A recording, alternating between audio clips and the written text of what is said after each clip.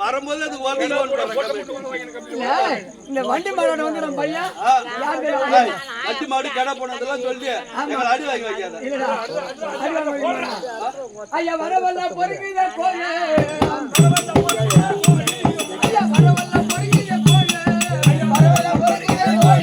ஐயா பணவடி இந்த வண்டி வரவல்ல போடி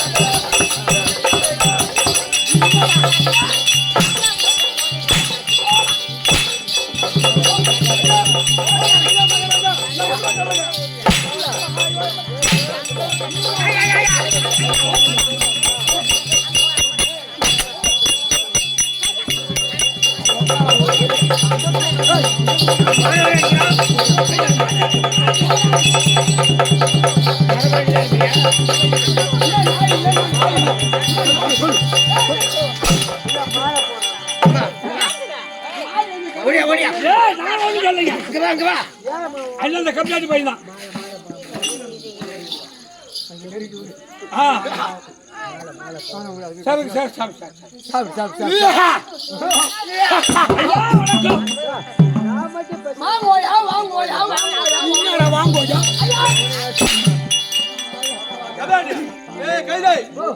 வாங்க ஐயா வணக்கம் அவர் சொல்றாப்ல அவரு ஐயா வாங்க ஐயா வணக்கம் போயா உட்காந்து கேக்குறாங்க. போயாவா எங்க ஆயா எங்க அக்கா அவன் பாப்பா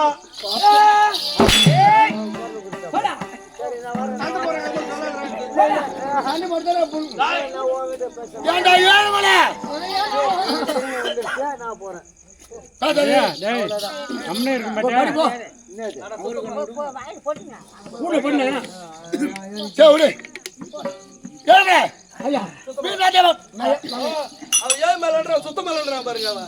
என் ஊர் சுத்தமலைதான் ஊர் பஸ் சொல்லுங்க. அது இருக்கட்டும் உங்க அம்மா உங்க பள்ளிமன் சொன்னாங்க. இவர்தான் ஆட்டோ ஆட வந்துடுவாங்க. அம்மா கூட அவங்க வந்துட்டாங்க. ஓ அவங்க அம்மா ஏன் கூப்பிட்டு வந்து கூட ரோட்டு மேல என்ன பண்றது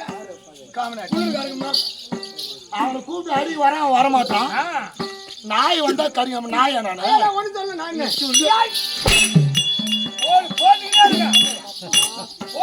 இது எங்க எனக்கு சொல்லி பிடிச்சா அடுங்கடா அட கைடா மறுபடியும் சரி யாராங்களா ஐயா உன்னை போட்டா வாங்க இல்லங்க நான் சத்தியமா ஒண்ணு ஐயா அடங்க மாட்டேங்க போடு குடுங்க அவர்தாங்க இப்படி பேசுறா அப்படி அடிக்க இருப்பாங்க அப்படி சொல்லி கொடுத்துறா அவர்தான் அவர் நல்லதான் சொல்லி தருவார் சொல்றாங்க போட்டு கொடுக்குறாங்க சரி யாருங்க அருமையே தனையா அம்மா சரியா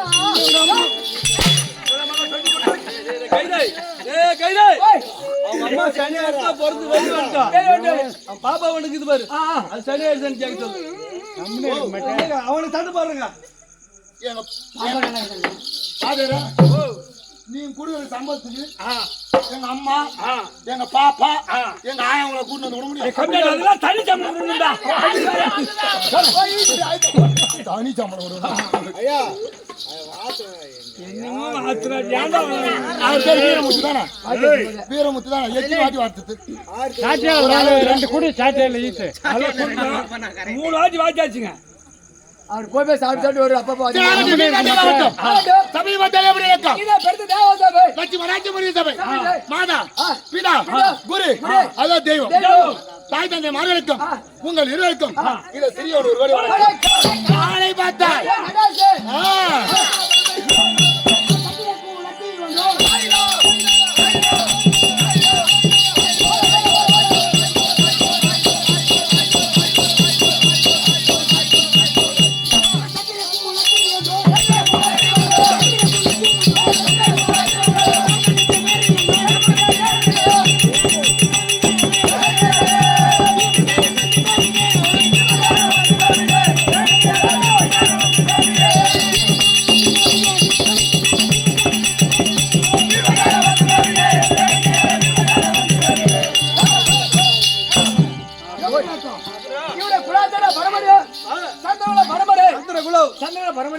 தருமருக்கு நேர் இளையோ இவர் பேர் தான் ஊம்பஜானு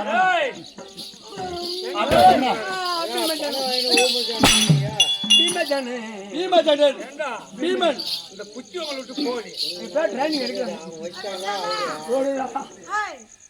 பாண்டுமா ராஜ்யத்தும் பாடுமா ராஜனகன் குந்தமாக மாத்திரா ஜெயிக்கும் ஐவா காக்கறமா காசது ஐவா ராஜாக்களே தர்மனுக்கு நேரிலே 16000 யானை பலம் 10000 சிங்கமனம் பறித்த மாதாகிரி புஜம் பறித்த பாடுமா ராஜனகன் குந்ததா மாததாய்கோல் ஐவா ராஜாக்கள் தர்மனுக்கு நேரிலே ஒரு பேர் பீமஜானே 16000 யானை பலம் 10000 சிங்கமனம் பறித்த எவனா ஒத்து யாரா ஆரம்பம் யார் எடுத்து பேசுறீங்க ஆமாங்க இன்னும் உட்கார்ந்துக்கற ஐயோ எடுத்து பேசுறீங்க 16000 யானை பலம் 10000 சிங்கமனம் படைச்சான் பீமஜானே என்னை வெல்வதற்கு எவனா உண்டா எப்படி ஆண்டாலே ஒரு மூட்டை போய் ஆளு வைக்க தூக்கணும் ஒரு மூட்டை பொரிய அவ்வளவு வெயிட் ஆறாது அம்மா மனசாலி அப்புறம் நாங்கள் ஐவராஜாக்கள் திருத்த வணக்கம் ஏன்னா கம்னரு காசு கூட ஆட்ட முடியுது வரைக்கும் காடியே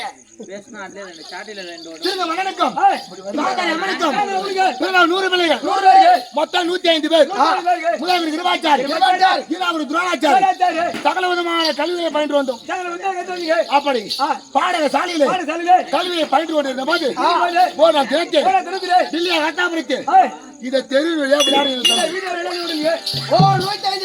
விளையாடுறீங்க 105 பேர்களோ ஆஹா நான் படிக்கும் போதே என்ன சொன்ன ஒண்ணுங்க அப்படி விளையாடுற தருவாயில் போனா திருட்டு தில்லியா கட்டாமருக்கு நாங்க விளையாடினோமே அந்த தெருவு நிலமாக அந்த வீதியாக தம்பி ஒரு யானையானது மதம் பிடித்துக் கொண்டு அந்த வழியாக பிளிரிக் கொண்டு ஓடி வந்தது விளையாடும் போது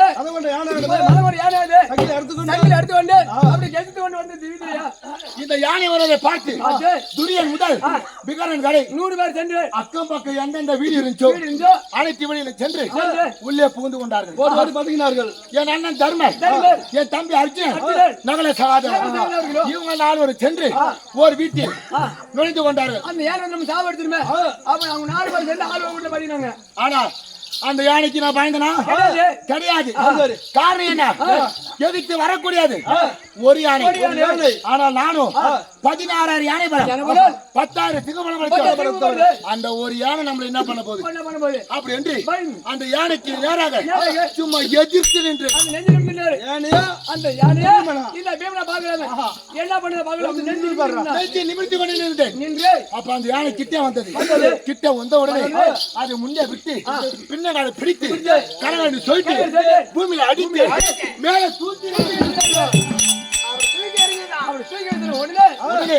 டெல்லி அரசாபுரமும் 66,000 வீடு. ஒரு வீதிக்கோ 66,000 வீடு. மொத்த எண்ணிக்கை 435 கோடியே 60 லட்சம் எண்ணிக்கை கொண்டது. இந்த யானையை பூமியில அடித்து தூக்கி கலாச்சாரம் இந்த யானையின் கறி 66,000 வீதியிலும் 66,000 துண்டா போய்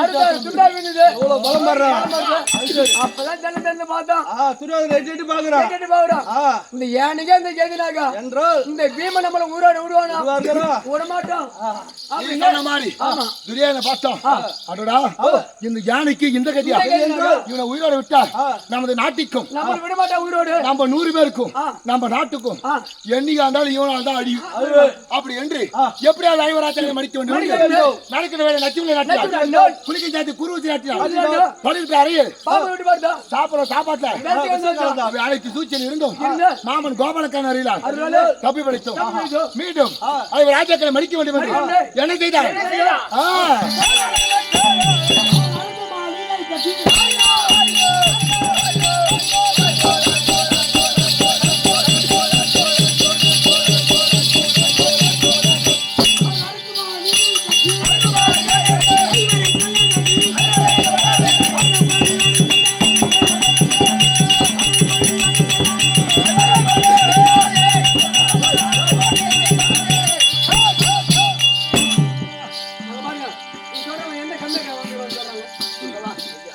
எந்த கமிட்டி கேட்டியா?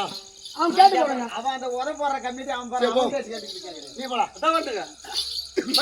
எழுதா கொல்ல வேணுமே அப்படின்னு அரக்கு மாதிரி கட்டினாரு. நெருப்பு பொருள் என்ன பொருள்?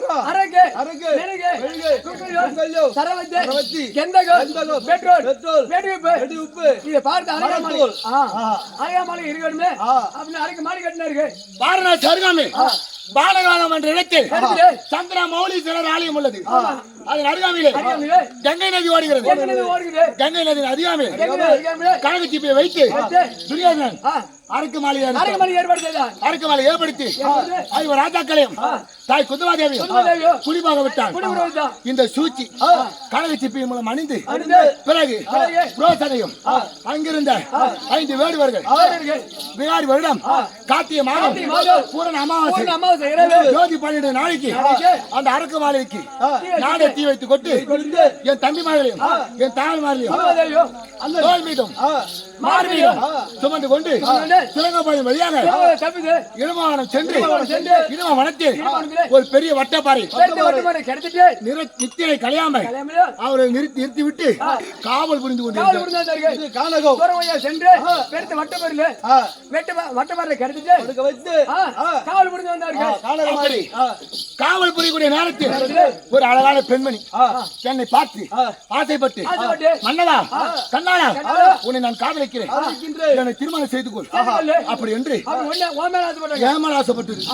அப்ப நானும் அந்த பெண்ணும் பேசிக் கொண்டே இருந்தோம். அந்த பெண் யார் தெரியுமா? இடுமாவனத்தை ஆண்டு வரக்கூடிய இடும்பாசுரன் தங்கை இடும்பி அவர் தான் கமலக்கண்ணி மும்மலக்கண்ணி என்று சொல்வார்கள். நானும் கமலக்கண்ணியும் பேசிக் கொண்டே இருந்தோம். அந்த நேரத்தில் பின்புறமாக இருந்து எவ்வளவு ஒருவன் ஓகி குத்துனான் தம்பி குத்துனான். அப்போ பார்த்தேன் எறும்பு கடிக்கிற மாதிரி இருக்குது. அவரு பின்னாடி திரும்பி பார்த்தா அந்த இடும்பாசுரன் ஒரு மலை போல என் தங்கச்சி அவனே பேசிக்கிறானே இவன் நேசா விடக்கூடாது அப்படி ஓட பின்புறம் ஒரு குத்து குத்துறான். அவர் பார்த்தா திரும்பி பார்த்தா மலை போல நிற்கிறான். பிறகு நானும் இடும்பாசுரனும் சண்டை செய்து இடுமனை மடித்து திருமணம் என் மீது காதல் கொண்டாளே கமலக்கண்ணி அவளை திருமணம் செய்து தம்பி நானும் கமலக்கண்ணி சேர்ந்து கடோர் கஜேந்திர பிள்ளையை பெற்றோம். பிறகு கமலக்கண்ணியும் கடற்கட்சியும் இடுபாவளத்தை விட்டு பிராமண உருவத்தோடு மும்முத்தி மங்களத்தில் ஒரு ஐயர் வீட்டு பிராமண வீட்டு அந்த திண்ணை மேல உட்கார்ந்து அப்போது அமரக்கூடிய தருவாய் அந்த வீட்டில் இருந்த தாயாகப்பட்டு கதறி அழுது கொண்டிருந்தார். அப்ப தாயை பார்த்து கேட்டு, அம்மா நீங்க அழக்கூடிய காரணம் என்ன? இவ்வளவு நாளாக உங்கள் வீட்டில் இருக்கிறோமே, எங்களால உங்களுக்கு என்ன பிரச்சனையா கேட்டோன்னு, அப்பா நீங்கள் இருப்பது எந்த பிரச்சனையும் கிடையாது. இந்த மும்முத்தி மங்கலத்தை ஆண்டு வரக்கூடியவன் பக்காசுரன் தினந்தோறும் ஒரு வீட்டில் இருந்து தம்பி 60 வண்டி சாதம் 62 120 எருமாடு ஓட்டியும் ஒரு ஆளு ஒவ்வொரு நாளும் ஒவ்வொரு வீட்டில இருந்து அனுப்பி வைக்கணும். அப்படி ஓட்டி போற ஆளு போனா திரும்பி வர மாட்டான். அந்த பக்கத்துல அடிச்சு சாப்பிடுவான். ஆனா இந்திய தினத்தில் எங்களுடைய வீடு எங்களுடைய வீதம். ஆனா எனக்கு இருப்பது ஒரே ஒரு பிள்ளை. இந்த மகன் போனால் எனக்கு கொல்லி வைப்பது பிள்ளையே இல்லையே அப்படின்னு சொன்னார். சொன்ன உடனே என் தாய் குந்தாவை பார்த்தது, அம்மா நீ பயப்பட தேவை கிடையாது, எனக்கு 5 பிள்ளைகள் இருக்கிறது. அந்த 5 பிள்ளைகளில் ஒரு பிள்ளை போனால் பக்கத்தில் நான் அனுப்பி வைக்கிறேன். சொன்ன உடனே இப்படி திரும்பி பார்த்தாங்க. பீமா இங்க வா, இந்த 60 அடி சாவத்தியம் நீ தான் எடுத்துன்னு போகணும். சொன்ன உடனே சும்மா சந்தோஷம்.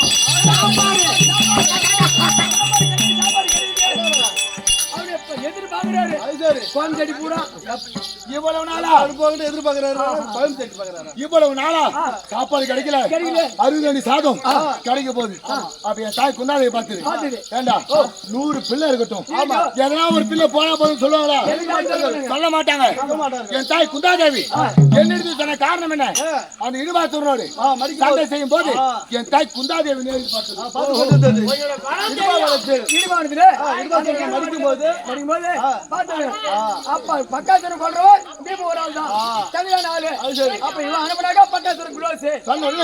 சாப்பாடு ரெடி ஆகட்டும் சொன்ன உடனே அனைத்து சாதமும் தயாராகி விட்டது.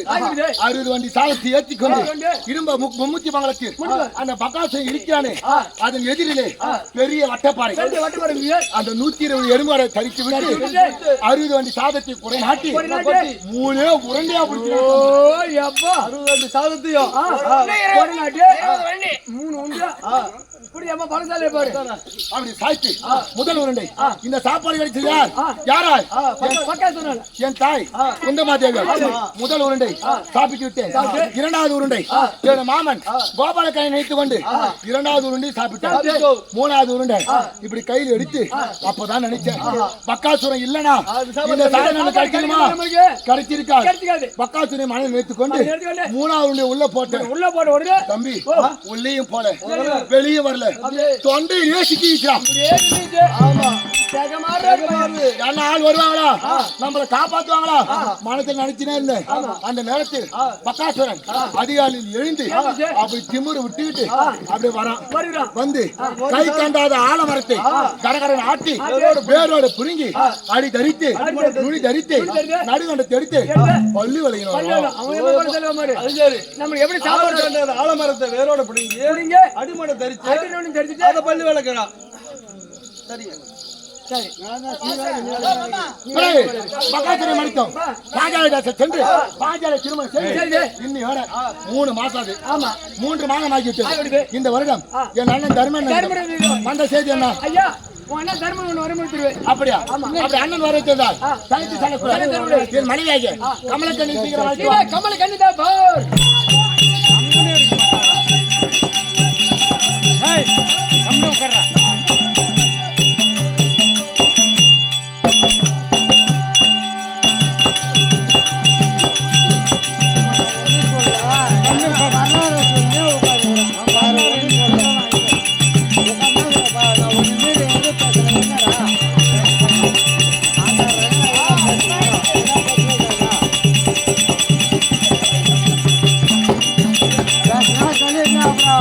Come on.